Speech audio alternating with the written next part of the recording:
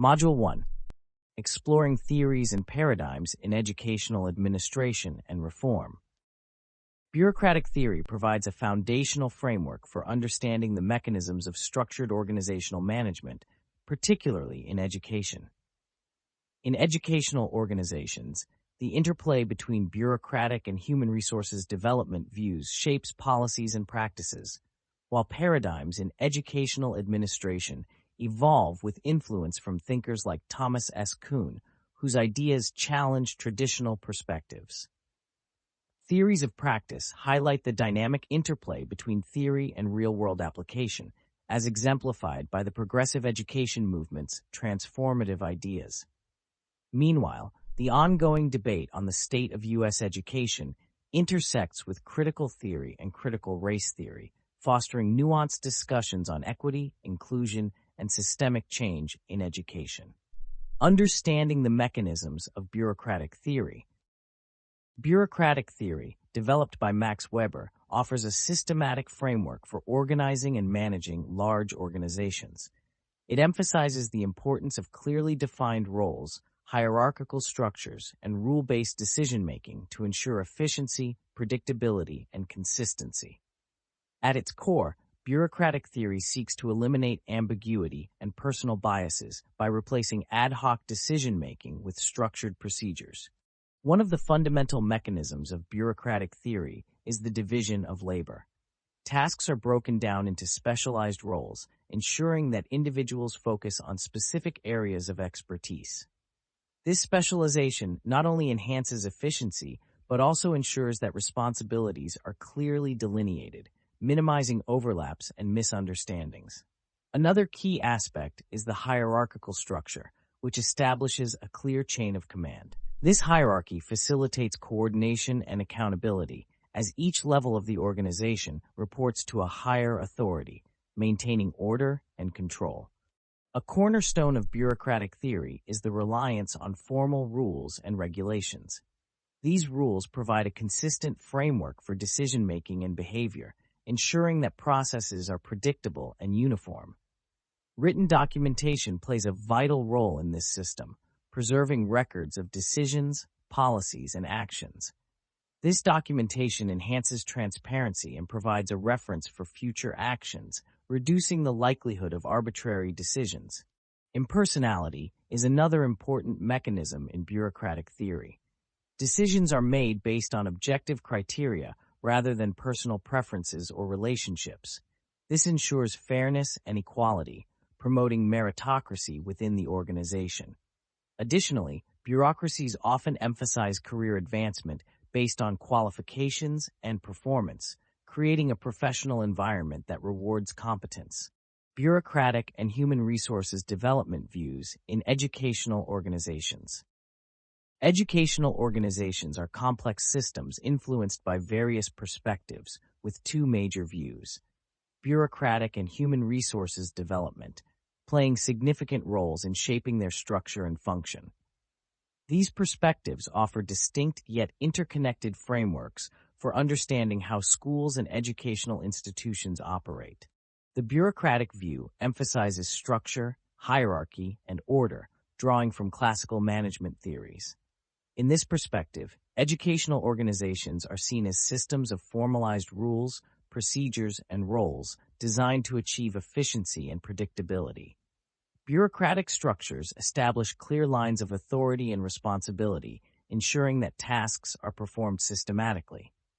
Decision-making is centralized, and policies guide the operations to maintain consistency. This perspective reflects the importance of compliance and accountability, critical for managing large and complex educational systems.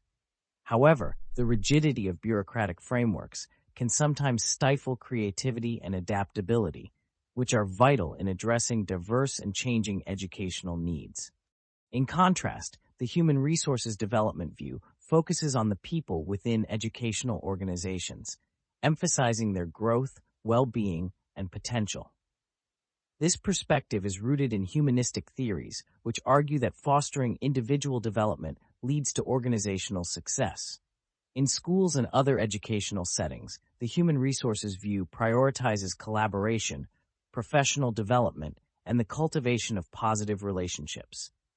Teachers, administrators, and staff are seen not merely as cogs in a machine, but as valuable contributors whose unique strengths and creativity enhance the organization. By investing in the professional and personal development of educators, organizations create environments where innovation thrives, ultimately improving outcomes for students. Paradigm in educational administration.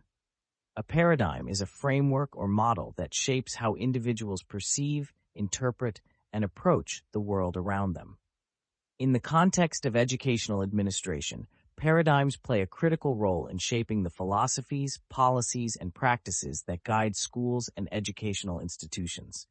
These paradigms influence how administrators conceptualize their roles, address challenges, and work toward achieving educational goals. In educational administration, paradigms often reflect broader societal shifts and educational theories. For example, traditional paradigms might focus on hierarchical structures, efficiency, and standardized approaches to learning. These models emphasize order, control, and uniformity, viewing the role of administrators primarily as managers who ensure the smooth operation of schools. However, as the understanding of learning and student needs evolves, paradigms in educational administration also shift. Contemporary paradigms often emphasize collaboration, inclusivity, and adaptability. These frameworks recognize the importance of addressing diverse student needs, fostering creativity, and promoting equity within educational systems. Administrators in this paradigm act as transformational leaders who inspire change, build relationships, and create environments conducive to both academic and personal growth. This approach values the input of teachers, students, and communities, viewing education as a dynamic, student-centered process. Paradigms in educational administration also influence decision-making and problem-solving. For instance, an administrator operating within a data-driven paradigm may prioritize metrics and evidence-based practices, while one grounded in a community-centered paradigm may emphasize stakeholder engagement and cultural responsiveness. Understanding these paradigms enables administrators to align their strategies with the values and goals of their institutions. Thomas S. Kuhn and his influence on educational administration. Thomas S. Kuhn, a prominent philosopher of science, is best known for his groundbreaking work, The Structure of Scientific Revolutions. In this influential text, Kuhn introduced the concept of paradigms and the process of scientific progress as a series of paradigm shifts rather than a linear accumulation of knowledge. His ideas extended far beyond the sciences, influencing disciplines such as sociology, philosophy, and education. In the realm of educational administration, Kuhn's theories provided a new lens for understanding change and innovation in organizational settings. Kuhn's idea of paradigms, or the frameworks within which communities operate, has particular relevance to educational administration. Schools and educational systems are shaped by prevailing paradigms that dictate values, practices, and policies. For instance, an educational paradigm emphasizing standardized testing differs fundamentally from one that prioritizes holistic development. Kuhn's concept of paradigm shifts highlights the tensions that arise when innovative ideas challenge established norms. Educational administrators, as change agents, often navigate these tensions, balancing resistance to change with the need for progress. Kuhn's influence also reshaped how administrators approach problem-solving and leadership. His model of normal science within a paradigm and the subsequent disruption during a shift mirrors the dynamics in educational reform. Administrators must manage the uncertainty and resistance that accompany new policies or pedagogical approaches, recognizing that such transitions are essential for growth. Theory of practice in educational administration.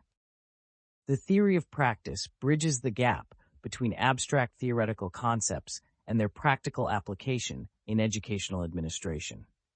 Rooted in the understanding that theory informs action and action refines theory, this approach emphasizes the interplay between knowledge and practice in addressing real-world challenges in schools and educational institutions. In educational administration, theory of practice is particularly significant because it provides a framework for administrators to make informed decisions that reflect both evidence-based strategies and the unique dynamics of their educational environments. At its core, theory of practice recognizes that educational leaders operate in complex systems influenced by diverse factors such as policy mandates, societal expectations, cultural values, and individual needs. Administrators must navigate these complexities by applying theoretical models that guide organizational management, instructional leadership, and community engagement. For instance, theories of leadership, such as transformational or distributed leadership, offer insights into fostering collaboration and innovation within schools. When applied thoughtfully, these theories help administrators inspire staff, empower teachers, and ultimately enhance student outcomes. Theory of practice also encourages reflective practice, a critical skill for educational administrators. By reflecting on their actions, decisions, and outcomes, administrators can assess whether their strategies align with their theoretical understanding and adjust their practices accordingly. This iterative process promotes continuous improvement and ensures that decisions are grounded in both professional wisdom and empirical evidence. The progressive education movement. The progressive education movement emerged in the late 19th and early 20th centuries as a response to traditional methods of teaching that prioritized rote memorization and rigid discipline. Rooted in the philosophies of educational reformers such as John Dewey, the movement emphasized the need for education to reflect the needs and experiences of students rather than adhering to a one-size-fits-all curriculum. Progressive education sought to cultivate critical thinking, creativity, and problem-solving skills, aiming to prepare individuals to contribute meaningfully to a democratic society. One of the defining characteristics of the progressive education movement is its child-centered approach. This philosophy views the learner as an active participant in their education, encouraging exploration, curiosity, and hands-on learning. Teachers act as facilitators, guiding students in discovering knowledge rather than merely transmitting information. This dynamic shifts the focus from a rigid curriculum to one that is adaptable, responding to the interests and developmental stages of the students. Another hallmark of progressive education is its emphasis on experiential learning. Progressive educators believe that students learn best through practical, real-world experiences that connect classroom knowledge to everyday life. Projects, group work, and interdisciplinary studies are often employed to engage students in meaningful, collaborative activities. These approaches aim to foster a deeper understanding of subject matter, while also developing social and interpersonal skills. The movement also places a strong emphasis on social reform and civic responsibility. Progressive educators advocate for an education system that addresses societal inequities and promotes inclusivity. They emphasize the importance of teaching values such as empathy, justice, and respect for diversity. The debate on the state of U.S. education. The state of education in the United States remains a contentious issue, with passionate voices on both sides of the debate. Critics argue that American schools are failing to meet the demands of an increasingly complex and competitive global society. They point to declining standardized test scores, growing achievement gaps, and a perceived lack of preparedness among high school graduates entering the workforce or higher education.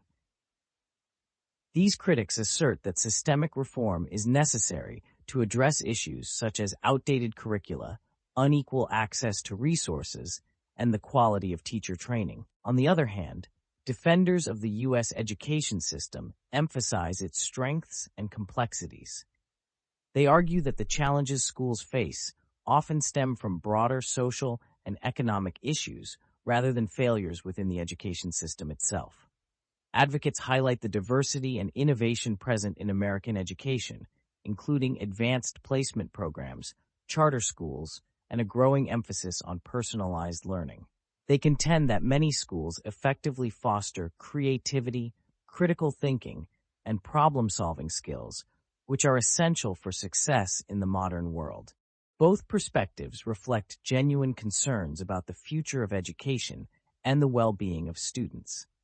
Critics push for accountability and measurable improvement, while supporters caution against oversimplifying the challenges or undervaluing the progress that has been made.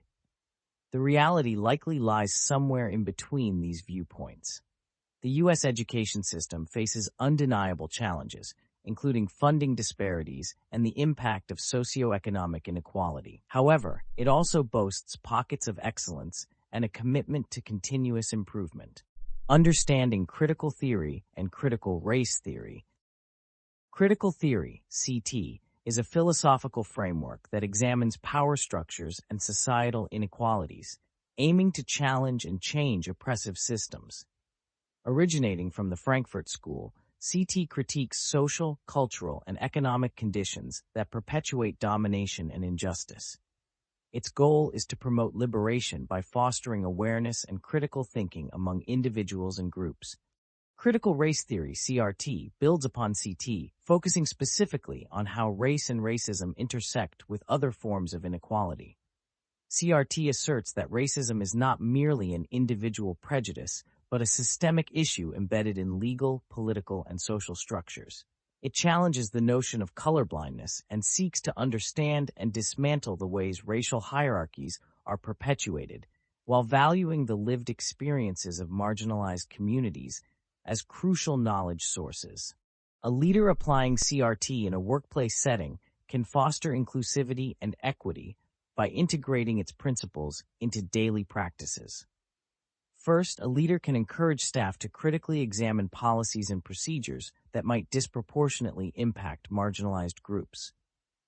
For instance, they might facilitate open discussions to identify biases in hiring practices or professional development opportunities, aiming to ensure fair representation and access for all. Second, leaders can amplify the voices of staff from underrepresented backgrounds by creating platforms for their experiences and perspectives to shape organizational decisions. This could involve forming advisory committees or hosting listening sessions that prioritize input from diverse employees.